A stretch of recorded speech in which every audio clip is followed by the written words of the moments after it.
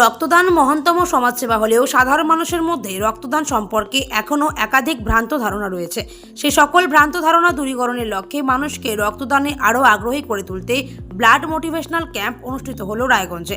Association of voluntary blood donors West Bengal এবং পূর্বাশা প্রগতি মঞ্চের যৌথ উদ্যোগে রায়গঞ্জের সৎসঙ্গ জুনিয়র বয়েজ হাই স্কুলে অনুষ্ঠিত এই কর্মসূচিতে প্রায় 30 জন শিক্ষার্থী অংশগ্রহণ করেন। 3 দিনের এই কর্মসূচির আজ ছিল প্রথম দিন।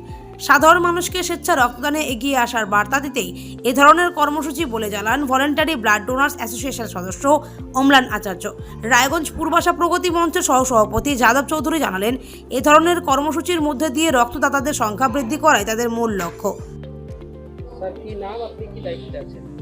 আমি association of voluntary blood donors West Bengal এবং federation of voluntary blood donors West বেঙ্গলের সাথে যুক্ত।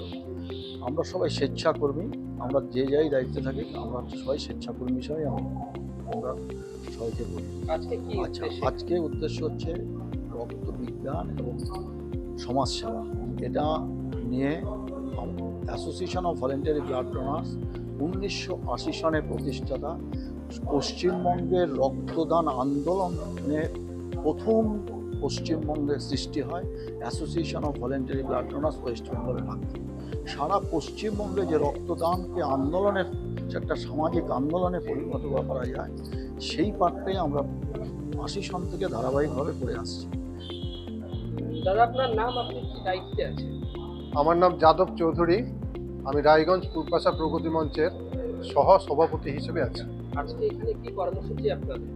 আমাদের এখানে প্রতি বছরের মতো বছরে 3 দিন রক্তদান মুভমেন্টে যারা যুক্ত আছেন তাদের মোটিভেশন করার জন্য একটা প্রশিক্ষণ রাখা হয় এবং blood donors association West Bengal থেকে 3 জন প্রশিক্ষক আসেন প্রতি বছর এবং প্রতিদিন 3টে করে পিরিয়ড, 1 ঘন্টা করে, 3 দিনে 9টা পিরিয়ড হয়। প্রায় 30 জনের মতো শিক্ষার্থী প্রতি বছর এখানে প্রশিক্ষণ নেয় এবং এখানে রক্তদান বিষয়ে, রক্তের সম্বন্ধে বিভিন্ন বিজ্ঞান ভিত্তিক বিষয়, রক্তদান আন্দোলনের সঙ্গে যুক্ত থাকলে যে বিষয়গুলো প্রাসঙ্গিক সেই বিষয়গুলোর উপর এখানে প্রশিক্ষণ হয় এবং প্রশিক্ষণের শেষে একটা পরীক্ষাও হয় এবং পরীক্ষায় যারা সফল হয় তাদেরকে সার্টিফিকেট দেওয়া হয়। এই সার্টিফিকেটটা তারা রক্তদান মুভমেন্টের সঙ্গে যুক্ত থাকলে তাদের যেমন বিভিন্নভাবে সাহায্য করে, তেমনি বিভিন্ন রকমভাবে সামাজিক অন্যান্য ক্ষেত্রেও তারা অনেক সমৃদ্ধ হয়। আমার নাম সিদ্ধার্থ সরকার। কি করো তুমি? আমি স্টুডেন্ট, কোন ক্লাসে পড়ো? ফার্স্ট ইয়ারে। আজকে কি করছো?